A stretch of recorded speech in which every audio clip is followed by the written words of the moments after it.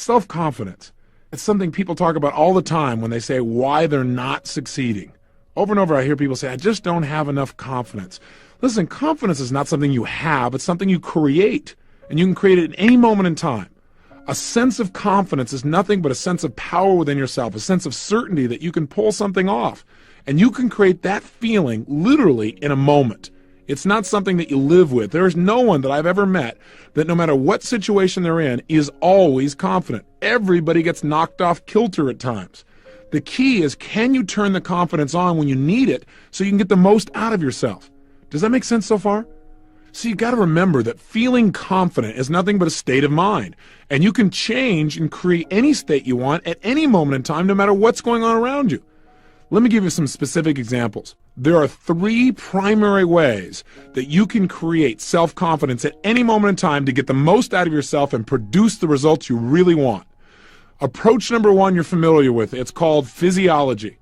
You've got to remember that any feeling you've ever had in your body, whether it be fear, anxiety, concern, depression, frustration, or ecstasy, power, unstoppability, confidence, success, those emotions, any emotion you feel comes from the way you use your physical body. The only way you can feel anything is by the way you move, the way you breathe, your facial expressions. So if you're not feeling confident, you don't have to intellectually try and pump yourself up because it doesn't always work. I'm sure you've tried at times to go, well, I need to be confident. I know I should be confident, but you're still not there. Well, let me tell you, the quickest way to get confident is to change your physiology radically. Listen, in our seminars around the country, those Unleash the Power Within programs, we take people through a first evening we call Fear into Power. And it's an experience where we get you to change your conditioning and feel totally confident in an area you'd normally be totally afraid of. So at the broadcast site, we use a firewalk experience where everyone walks across the fire between 1,200 and 2,000 degrees burning hot coals. And in the theaters, we have people actually learn how to break through wood, karate style, and they do it in about 15 minutes. And it requires not only confidence, as you might guess, but competence to do something that most people take 2 or 3 years to learn how to do in a few minutes. Now, the purpose of this is to get people in a state of being totally strong and confident, even though they were totally afraid, lacking confidence only moments before. Let me tell you something. To get yourself across a bed of burning hot coals or to smash through some wood, even though you might be tiny and small and the wood is much bigger than you've ever done before, I got to tell you something. To do that, you got to make a major change in your state. Major. Now, let me tell you how we do that. The number one way we do this is we get people to move their bodies with a level of intensity and power that they probably never experienced before. Remember, earlier in these tapes, I said to you that emotion is created by motion. The way you move your body physically, the way you breathe, your facial expressions, instantly affects your emotional state, the way you feel, and the way you think. So if you need confidence, you must move in a confident way. You must literally put yourself at level 10 or above. You remember those conversations? So what I do with people is literally, I'll take somebody who comes up to the fire and they go, oh gosh, I really don't think I could do this. And I say, and I couldn't do it either if I talk like you right now. Stand up, breathe strong, take a huge deep breath in, blow it out hard. What I want you to do is say the word yes. And they go, yes. I said, no, say yes. And I have them yell and they go, yes. Say it again, yes. And pretty soon they feel incredibly strong and I say walk and they go, okay. And it's like instantly. A moment ago they were totally afraid. Now they have the confidence to do it. The only difference was changing their state of mind and emotion by changing the way they're using their body. But I do it radically. Major explosive changes. In other words, if I was going to make a gesture, I wouldn't just like reach my hand out towards you. I'd snap it out there. That's the kind of state of confidence I'm talking about. Are you following me? In other words, you've got to move deliberately as if you are absolutely, totally in control. You know you can create any result you want. If you meet someone who's confident, you know it before they open their mouth, don't you? Can't you tell by the way they move, by the way they speak? Listen, what if when you turn these tapes on, I said, I want to thank you for listening. I'm Tony Robbins, and I want to share with you over the next 30 days how you could have, absolute, total self-confidence. You can go, get rid of this guy. What am I doing? What's going on here? Who is this guy? Is he on drugs? What's the deal? See, the bottom line is I communicate rapidly because I'm confident. Is that I'm competent? No, confident. That's what I'm talking about. Hopefully I'm competent too. But the bottom line is I'm just letting it go. Out of that state of confidence, though, ideas pop up. This whole set of tapes have been designed to help you get results without limits. I didn't sit here and say, okay, now I'm going to say this, and then I'll say that, and then I'll put it in this order. I want you and I to have a relationship that moves you. This whole set of programs comes from my ability to say, I'm confident, I know I can reach this person. If I didn't believe that, you and I couldn't have this conversation right now. But sometimes I don't feel confident. Sometimes I don't feel like I know what I'm going to say next. Have you ever been there? What I do at that time is act as if I know what I'm doing, which is a useful approach. Now you might say, well, you're teaching people to be confident but not competent. I got news for you. If you're confident enough, you can develop the competence. But if you're competent and you don't have confidence, you'll never succeed. There are many competent people who could accomplish incredible results, but they're missing the confidence. Am I suggesting to you to be foolhardy? No. What I'm suggesting to you is learn how to turn on the confidence rapidly. Use enough of it to learn what you need to know to be competent and effective and produce the results. But you'd be surprised how much more you know than you realize if you really get yourself in the right state of mind. Does that make sense? Try it. Try moving your body in a confident way. In fact, try it right now. Please stand up. Again, if you're in the car, it'll be a little bit more difficult. But, oh, no, don't sit back down. Some of you started to stand up and you sat back down. Don't do that. I'm there. I'm watching. I'm telling you. Stand up, and what I want you to do is just try something. Stand the way you be standing if you felt unstoppably confident. Breathe the way you be breathing if you felt unstoppably confident. Really go for it. Put the kind of expression on your face like you'd have if you were unstoppably confident. And make some gestures. Actually, move your hands out with some power as if you're trying to make a point with real power and where you know that what you're going to say is going to be effective. And just notice how that feels. Say something. Say yes in the tone of voice of somebody who is totally confident. Don't go, yes, yes, yes, yes. Yes! With some power, and just feel how that feels in your body. Get a sense of it. Turn on more intensity than you would normally use with another person. Just feel it in your body so you feel what it's like. You want to be able to turn it on just by turning your body on. This is critical. With this as a power, you can go from being afraid to strong in a matter of moments. Now try something really stupid and silly. While you're standing there, I'd like you to walk around your room, and the way I'd like you to do that is I want you to imagine there's a cape shooting off the back of your back. I'm going to have this we call this a cape walk. Now, if nothing else has felt stupid up until now, this one is guaranteed to assist you in this process. What I want you to do is stand up, pretend there's a cape back there, shoulders are back, and I want you to walk around, just walk around in a circle, but like you got this cape flowing back there with a sense of pride and power. And they go, I'm not going to do this. Listen, only those who are truly secure can participate in this exercise. Go for it. Try it. Come on. Walk around and just notice what it feels like. Seriously, walk around and notice how it feels to have a cape on your back. And from that state, even though it seems humorous, try it right now while you're listening to me. Walk around and feel what it feels like to have this cape flowing off your back there. And notice what happens in terms of your confidence. Even though you may be laughing, do you feel a little stronger? Are you more upright? Do you feel more alive? Just know this. You can sit back down now. Don't sit on your cape. Bottom line is this. If you are making gestures with certainty, if you're moving with certainty, with some acceleration, with some power, if you speak with that kind of tempo, you will feel confident no matter how you were feeling a few moments ago. If you want to feel like you have a lack of confidence, move not only slowly, because slowly could still be confident and move slowly, but move with hesitation. Speak with hesitation. And within a short period of time, you can cause yourself to not only feel bored with yourself, but also to actually feel like you can't accomplish anything. In essence, remember this. Using your physical body effectively can put you in a state of confidence no matter what was happening around you. No matter how intense the situation, no matter how scary, no matter how difficult, you always have that resource. Don't ever say to yourself again, well, I just don't have enough confidence. Break out of that shell.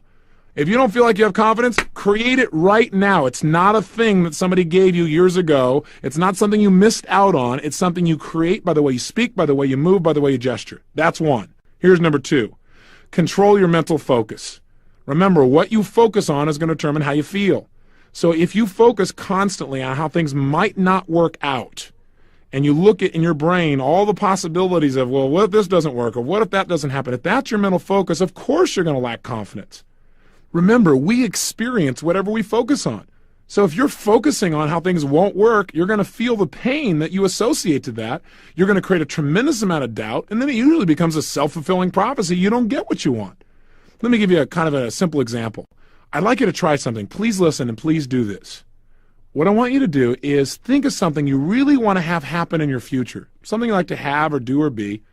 And what I'd like you to do is hope that you'll get this to happen in your life. Okay, try it.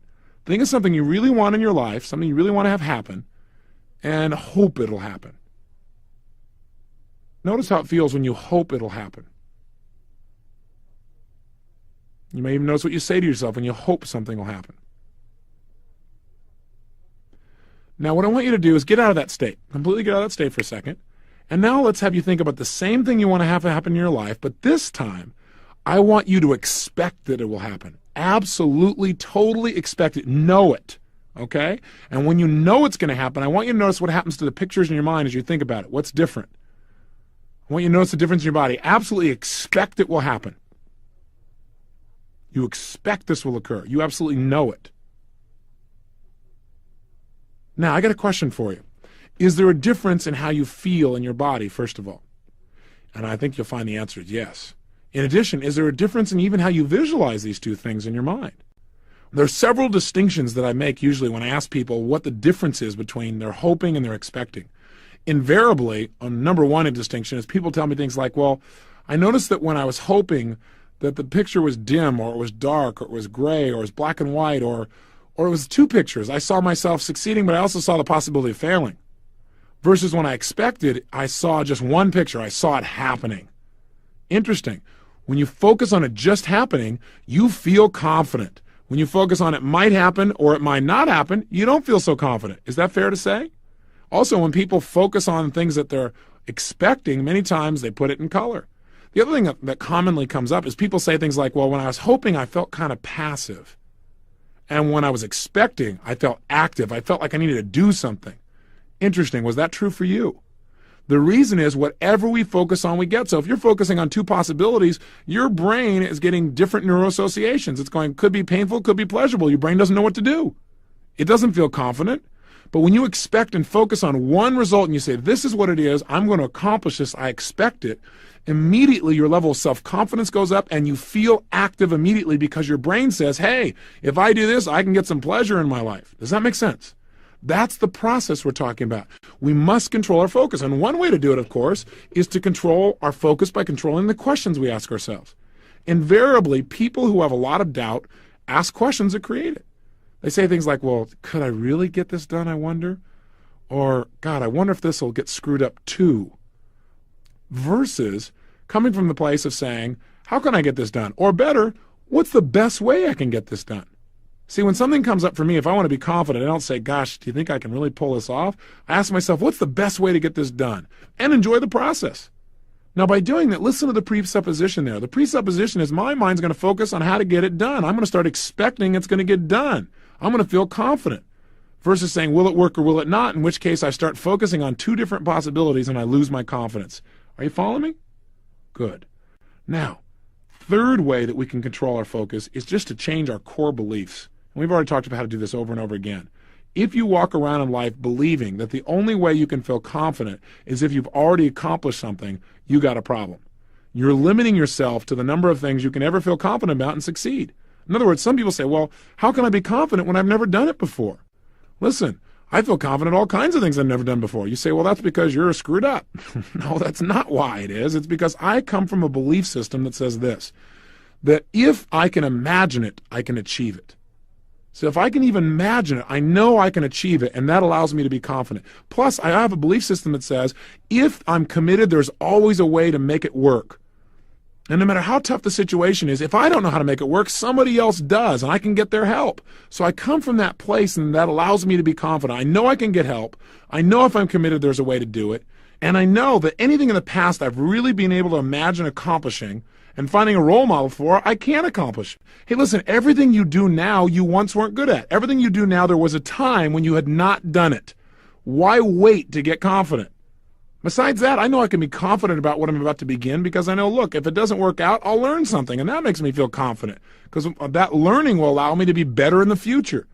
In other words, set yourself up to be able to be confident. Again, I'm not suggesting be foolhardy. I'm just telling you how to turn confidence on when you need it. And most of the time, you do need it. So a key question a lot of people ask me is, well, how can I create that level of belief? I understand I can change my body, but how can I create that belief so I wouldn't have to work at it? Well, there's a simple process that I teach people, and I call it my success cycle. And it's, for me, is my way of explaining why people who succeed seem to continue to succeed and get even stronger, and people who fail seem to go down a downward spiral. Why do the rich get richer and the poor get poorer? Not just in terms of rich or poor financially, but rich meaning mental, emotional, social, spiritual, intellectual, physiological, and financial. I put a copy of the drawing of my success cycle there on your summary. Now, if you take a look at it, you'll see that there are 4 elements that I think affect the quality of our lives. And I've got them represented there by those 4 boxes. Up in the top left-hand corner there, you should see the word potential. What's the potential of any human being? I personally believe it absolutely is unlimited. None of us even come close to scratching our real potential. The second element that affects human performance is our actions, up there in the box in the right-hand corner. The third element that affects performance are the actual results that we've gotten. In other words, what's the impact of our present actions and potential being utilized? And finally, the fourth element that affects performance is our beliefs. And you'll see that down in the left-hand corner in that box. And you notice that all these boxes have arrows that connect them. And they're all pointing in a particular direction, going clockwise, as if this was a continuous cycle. How does it work? Well, number 1, what's the potential of any human being? Again, unlimited. But do most people's results in life, that bottom right-hand corner box, do most people's results reflect that level of potential? I would say no way. What's the problem? You might say, oh, I see what it is, Tony. It's that second box at the top. They don't take enough what? Action. I think that's true in many cases, but that's not the only problem. There are a lot of people who go out there and take a lot of action and still get lousy results. Why? Action by itself is great, but it is not enough. Hey, if you're in sales and you go out and make 100 cold calls because you're doing lousy, but you go out in a state of mind where you don't expect anyone's going to buy, and you turn to people and say things like, you wouldn't want to buy anything from me, would you? Maybe you don't say that verbally, but maybe your face says that because you don't expect them to. Is that going to affect your results? You better believe it's going to. You're going to get lousy results. In other words, success starts with our beliefs. If you look at that bottom left-hand box, that is the core of your performance. Think about it. See, the potential is there, but if for some reason you start out with some limiting beliefs like, well, I don't have that much self-confidence anyway, or I don't have the background, or I've never done this before, so I probably won't succeed anyway. If you have that belief, are you likely to tap a lot of your potential? Highly unlikely. Now, if you don't think you're going to succeed and you're not using much potential, are you likely to take massive action? Hardly. Now, when you tap a little bit of potential and you only take a little bit of action, what kind of results do you get? A little bit of results, if any. Now, what does that do to your brain and your beliefs? Your brain goes, see, I told you so. And now you have this reinforcing belief pattern because it points back to that experience. So what happens? You have even less belief. You tap even less potential. You take even less action if that's possible. You get even worse results. And now you're truly locked into the downward spiral to the point where now you start looking at how can you do the very least to get by. That's called death rattle to personal success. The opposite is also true too. Sometimes people have an experience in life where for some reason they get a result or something happens and they begin to absolutely believe, not just hope, but know that they can accomplish something. When that happens, whether it's because you changed your body or you had a new experience, you're going to tap a lot more potential when you know you're going to succeed, aren't you? And therefore, you're going to probably take a lot more action. Knowing you're going to succeed, you're inspired, you're going to go for it. When you take a lot of action and use a lot of your potential, what kind of results do you get? Usually great results. When you get great results, what does that do to your belief? Your brain goes, see, I told you you would succeed. And sure enough, now your beliefs are even stronger. So what do? You tap even more potential. You take massive action, and you get even greater results. What happens? Your beliefs even stronger. And now you're in that success cycle. You're in that place where you literally have momentum that drives you to a whole new level. That's how beliefs are formed. You might say, well, how can I get results, though? What do I do if I'm on the downward spiral? Well, you don't change your potential. That's always there. You don't just take action, although that's a great first step. You got to change your beliefs, and one of the easiest ways to do that is change your results in advance. You might say, what do you mean? Well, let me give you an example. Would you please stop what you're doing right now and do this exercise with me? Change your focus and pay 100% attention. You're going to like this. Here's what I want you to do. Please stand up just for a moment. Come on, stand up there. Come on. And what I'd like you to do is put your feet together so they're pointing straight ahead. Then what I want you to do is just take your right arm and bring it straight out in front of you and point your right index finger directly in front of you. So you're pointing straight ahead.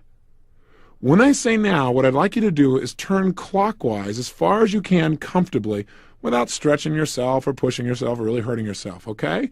Ready? Go ahead and turn clockwise now as far as you can and just notice where you end up. Good. Now come back again. Okay, drop your right arm, close your eyes, and what I want you to do is something really simple. Some simple neuroassociative conditioning. Now, it's going to be simpler than anything we've done so far. All I want you to do is imagine that you're bringing your right arm back up again, and I want you to imagine it so vividly that you actually feel as if and see your hand coming up in front of you, straight out, pointing in front of you again. In other words, don't actually do it, but make it so real that it feels as if it's happening, and you can see it occurring. Then in your mind's eye, see and feel yourself turning clockwise again, only this time going twice as far. And make it effortless and expect to enjoy it. Good. And then come back around in your mind, and again in your mind, see and feel your arm coming up in front of you with your finger pointing straight ahead. And when I say now, turn clockwise and see and feel. No, don't actually do it, but make it so real it feels like it's happening. See and feel yourself again, turning, and this time going 3 times as far as you did the first time. Excellent. And now do it a 3rd time. Do it very rapidly and feel and expect yourself to go almost 4 times as far when you turn almost all the way around. Very good. Now, open your eyes. Bring your right arm back up physically this time with your finger pointing straight ahead. And when I say now, turn clockwise and go as far as you can without hurting yourself, and watch how much further you go this time. Go for it. If you're like most people, you've gone much further. In fact, the average person goes at least 1/3 further than they did before. So I got a question for you. Go ahead and have a seat. My question is this. What happened here? Did your potential change? No, you always had the potential to turn that far. Did you make major changes in your actions? No way. You didn't make major changes in your actions, but your results did change. Why? Because by rehearsing in your mind over and over again, you conditioned your mind to believe, to feel certain that it could go much further. You created an association in your nervous system that said, this will feel good and I can go further. And now you've gone much further. In fact, if you did it again, you could go even further again. So this is a perfect metaphor for what has to happen in life. If you want to succeed, you need to rehearse over and over succeeding until it's so real for you, your brain begins to believe it. Now you'll tap more potential, you'll take better action, and in real life, you'll get better results. Then it'll reinforce your belief, and now you're off and running. Does this make sense? This is the way to create lifelong, unstoppable self-confidence. This is what I did for myself because I was on the downward spiral. All I did was create the results in my head so vividly, I began to believe them. When I believed them, I tapped more potential, I took more action, I started to get those real results in my life. Emotionally, economically, in my relationships, in virtually every area of my life. And let me leave you with 2 more things on confidence. 1, if you really want to be confident, know what causes people to lack in it. Focusing too much on yourself and not enough on other people will guarantee that you'll lack confidence. What do I mean? I mean some people lack confidence because they pick themselves apart. They spend all day, every day, analyzing themselves. Why did I do this? Why don't I do that? How come I never accomplish these things? They ask lousy questions, they get lousy answers, and they create a tremendous amount of self-doubt. Do you want to have more confidence? Stop analyzing yourself so much and focus on other people and how you can contribute to them. And as you start giving to other people, you'll feel more confident about what you can even do for yourself. Does that make sense? And finally this, you can feel confident if all you do is remember some of the things you've accomplished in your life. You are a successful, competent person. You've done a lot of things in your life extremely well. No matter who you are or what your background is, there are things in this world that you are really good at, things you've really accomplished in your life that you've got to be proud of. Every human being I meet, I know is my superior. Because I know all of us in life have focused our attention on various things, and whatever you've focused on a lot, you're good at. And every human being I meet in my life, I know that I'm superior to in some way as well. And that makes me feel confident as well, knowing I can learn from other people and that I can give too. So in order to help yourself really have reasons to feel confident, not just put yourself in state, but to feel like you got reasons, all you've got to do is manage your memories better. Pull out some of your memories of tough situations in your life where you didn't think you could pull it off, but you turned it around. You have some of those, don't you? Situations where you thought, I could never figure a way to pull this off, and yet you did. You need to remember more of those and less of the times when you felt overwhelmed. What I want you to do is take out your success journal, and your assignment for today is simple. I want you to come up with 5 of your greatest successes in life. Things where you've really turned it on. Maybe some situations where it looked really dark, looked really difficult, and you didn't know how you're going to pull it off, but you did. And all I want you to do is write down a paragraph or so about each one of those. In other words, pull out of your memory files some of the references that can show you that you deserve to be confident, that you're competent and confident that you can make things happen even in the toughest of times. And use those examples to remind yourself in the future that whatever's going on, you can find a way. Do that today and have some fun filtering through your memories and picking 5 of your favorites.